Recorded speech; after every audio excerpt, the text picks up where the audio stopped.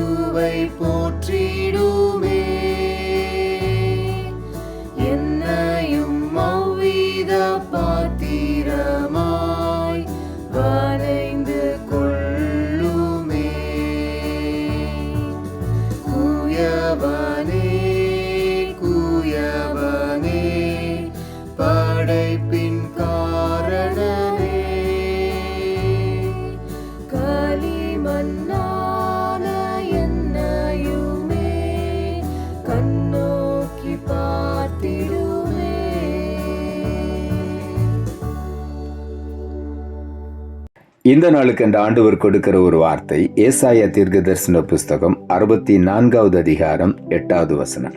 ஏசாயா 64:8. நீர் எங்களுடைய பிதா, நாங்கள் களிமண், நீர் எங்களை உருவாக்குகிறவர், நாங்கள் அனைவரும் உமது கரத்தின் கிரியை. இந்த நாளில் ஆண்டுடைய வார்த்தை சொல்லுகிறது, ஆண்டவர் நம்முடைய பிதா, நாம் அவருடைய கரத்திலே களிமண்ணாயிருக்கிறோம். அவர் நம்மை உருவாக்குகிற தேவனாயிருக்கிறார். ஆகவே நாம் எல்லாரும் அவருடைய கரத்தின் கிரியைகள் என்பதை இன்றைக்கு ஆண்டவர் உறுதிப்படுத்துகிறார்.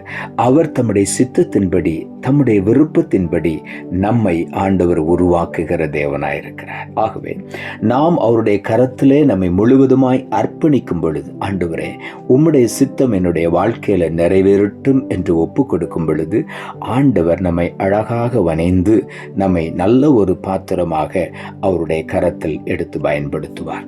எரேமியா தீர்க்கதரிசன புஸ்தகம் 18ஆம் அதிகாரம் 6வது வசனம் இப்படியாய் சொல்லுகிறது, இஸ்ரவேல் வீட்டாரே, களிமண் குயவன் கையில் இருக்கிறது போல நீங்கள் என் கையில் இருக்கிறீர்கள் என்று இங்கே ஆண்டவருடைய வார்த்தை சொல்லுகிறது. ஆண்டவர் சொல்லுகிறார், இஸ்ரவேல் வீட்டாரே, என்னுடைய பிள்ளைகளே, நீங்கள் எல்லாரும் ஒரு களிமண் எப்படி ஒரு குயவன் கையில் இருக்கிறதோ அதே போல என்னுடைய கரத்திலே நீங்கள் இருக்கிறீர்கள் என்று ஆண்டவர் சொல்லுகிறார். நம் ஒவ்வொருவரும் ஆண்டவருடைய கரத்துக்குள்ள இருக்கிறபடியினாலே நாம் ஜீவனோடு பலத்தோடு இருக்கிறோம். ஆண்டவர் நம்மை பாதுகாத்து வழி நடத்துகிறார். 2 தீமோத்தேயுவின் புஸ்தகம் 2ஆம் அதிகாரம் 21ஆம் வசனம் இப்படியாய் சொல்லுகிறது, ஆகையால் ஒருவன் இவைகளை விட்டு தன்னை சுத்திகரித்து கொண்டால் அவன் பரிசுத்தமாக்கப்பட்டதும் எஜமானுக்கு உபயோகமானதும் எந்த நற்கிரியைக்கும் ஆயத்தமாக்கப்பட்டதுமான கனத்துக்குரிய பாத்திரமாயிருப்பான். ஆண்டவருடைய கையிலே நீங்களும் நானும் பயன்படுகிற ஒரு கனத்துக்குரிய மரியாதைக்குரிய பாத்திரமாய் ஆண்டவர் நம்மை வனைந்து பயன்படுத்த வேண்டுமானால் நாம் செய்ய வேண்டிய காரியம், ஆண்டவருக்கு பிரியமில்லாத காரியங்களை நம்மை விட்டு அகற்ற வேண்டும். நம்மை அவருடைய இரத்தத்தினாலே கழுவி சுத்திகரிக்கும்படி ஒப்பு கொடுக்க வேண்டும். நம்மை சுத்திகரித்து கொண்டால் ஆண்டவர் நம்மை பரிசுத்தமாக்கி எஜமானுக்கு உபயோகமான நற்கிரியைக்கு ஆயத்தமாக்கப்பட்ட ஒரு கனத்துக்குரிய பாத்திரமாய் ஆண்டவர் நம்மை உருவாக்கி பயன்படுத்துவார். ஆகவே இந்த நாளில் அப்படித்தான் ஆண்டவர் நம்மை உருவாக்க சித்தம் கொண்டிருக்கிறார். உள்ளத்தின் ஆழத்திலிருந்து ஆண்டவருக்கு நாம் நன்றி சொல்லுவோம்.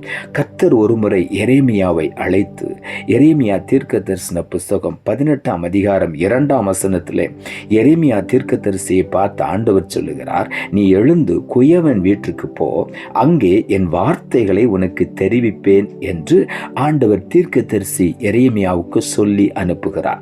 அவன் புறப்பட்டு ஒரு குயவனுடைய வீட்டுக்கு போகிறான். எரேமியா தீர்க்கதரிசன புஸ்தகம் 18ஆம் அதிகாரம் 4வது வசனம் சொல்லுகிறது, குயவன் தன்னுடைய கரத்திலே வனைந்து கொண்டிருந்த மண் பாண்டம் அவன் கையிலேயே கெட்டு போயிற்று. அப்பொழுது அதை திருத்தமாய் செய்யும்படிக்கு தன் பார்வைக்கு சரியாய் கண்டபடி குயவன் அதை திரும்ப வேறே பாண்டமாக வனைந்தான் என்று இங்கே எழுதப்பட்டிருக்கிறது. ஆண்டவர் எரேமியாவுக்கு கற்றுக் கொடுத்த பாடம் என்ன? எப்படி குயவன் கையிலே அந்த களிமண் இருக்கிறதோ, அந்த பாத்திரம் எப்படி அவனுடைய கையிலே அவன் வனைந்து கொண்டிருக்கும் பொழுது கெட்டு போயிற்று, அப்பொழுதும் கூட அதை அவன் கீழே போடாதபடிக்கு மறுபடியும் திருத்தமாய் செய்யும்படிக்கு தன் பார்வைக்கு சரியாய் கண்டபடி அதை திரும்ப வேறே பாண்டமாக வனைந்தான் என்று எழுதப்பட்டிருக்கிறபடி நம்மையும் கூட ஆண்டவர் தம்முடைய கரத்தில் வைத்து வனைந்து கொண்டிருக்கிறார்.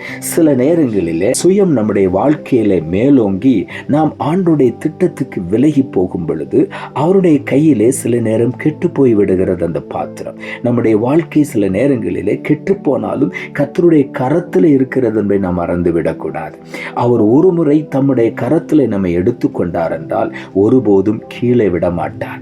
ஒருவேளை ஆண்டவருக்கு பிரியமில்லாத காரியங்கள் நம்முடைய வாழ்க்கையில வந்தாலும் கூட மறுபடியும் அதை திருத்தமாய் வேற பாண்டமாக வனைந்து உபயோகமான எஜமானுடைய கையில பயன்படுகிற எந்த நற்கிரியைக்கும் ஆயத்தமாக்கப்பட்ட கனத்துக்குரிய பாத்திரமாய் அதை ஆண்டவர் விளங்கச் செய்யும் வரையிலும் வனைந்து கொண்டே இருப்பார். ஆகவே நாம் முற்றிலுமாய் அவருடைய சித்தத்திற்கு ஒப்பு கொடுக்கும் பொழுது முழுமையுமாய் ஆண்டவர் வனைந்து நம்மை பயன்படுத்துவார்.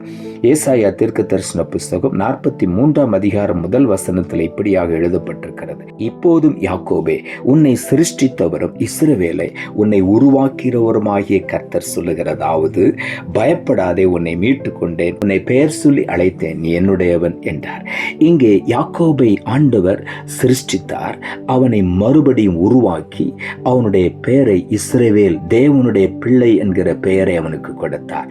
யாக்கோபுடைய முந்தின வாழ்க்கை ஆண்டவருடைய சமூகத்திலே அந்த யாப்போக்கு ஆற்றங்கரையில போராடி ஆண்டவருடைய ஆசீர்வாதத்துக்காய் இரவெல்லாம் போராடும் பொழுது ஆண்டவர் அவனுக்கு கொடுத்த பெயர், இனி உன்னுடைய பெயர் யாக்கோப் அல்ல, இஸ்ரவேல், நீ தேவனோடு மனிதனோடு போராடி மேற்கொண்டாய் என்று சொல்லி அவனை பார்த்து அன்றைக்கு சொன்னார், நான் உன்னை மீட்டு கொண்டேன், உன்னை பெயர் சொல்லி அழைத்தேன், நீ என்னுடையவன். இன்றைக்கும் பரம குயவனுடைய கரத்திலே நம்மை களிமண் என்று ஒப்புக் கொடுக்கும் பொழுது அவர் பிரியமான பாத்திரமாய் வனைந்து அவர் முழுவதுமாய் அவருக்கு பிரியமாய் எல்லா கனத்துக்கும் உரிய பாத்திரமாய் நம்மை ஆண்டவர் மேன்மைப்படுத்தி ஆசீர்வதிப்பார். ஆகவே உள்ளத்தின் ஆழத்திலிருந்து ஆண்டவருக்கு நாம் நன்றி சொல்லுவோம். நாம் ஜெபிப்போம். அன்புள்ள ஆண்டவரே, கிருபையா நீர் கொடுத்த இந்த புதிய நாளுக்காய் மறுபடியும் உமக்கு நன்றி செலுத்துகிறோம். ஆண்டவர் கொடுத்த ஜீவனுள்ள வார்த்தைக்காக நன்றி. நீர் எங்களுடைய பிதா, நாங்கள் களிமண், நீர் எங்களை உருவாக்குகிறவர், நாங்கள் அனைவரும் உமது கரத்தின் கிரியை என்ற வார்த்தையை கொடுத்தீர். உம்முடைய கரத்தின் கிரியைகளாய் எங்களை பயன்படுத்தி ஆண்டவரே, பரிசுத்தமாக்கப்பட்ட எஜமானுக்கு உபயோகமான எந்த நற்கிரியைக்கும் ஆயத்தமாக்கப்பட்டதுமான கனத்துக்குரிய பாத்திரமாய் எங்களை உருவாக்கும் வரையிலும் எங்களை நீர் கீழே விடுவதில்லை. கையிலே கெட்டுப்போனாலும் மறுபடியும் திருத்தமாய் வனைந்து பிரியமான பாத்திரமாய் எங்களை நீர் பயன்படுத்துகிறபடியினாலும் உமக்கு நன்றி. உம்முடைய கரத்தில் ஒப்புக் கொடுக்கிறோம். இரட்சகர் இயேசுவின் நாமத்தில் ஜெபிக்கிறோம் நல்ல பிதாவே, ஆமென்.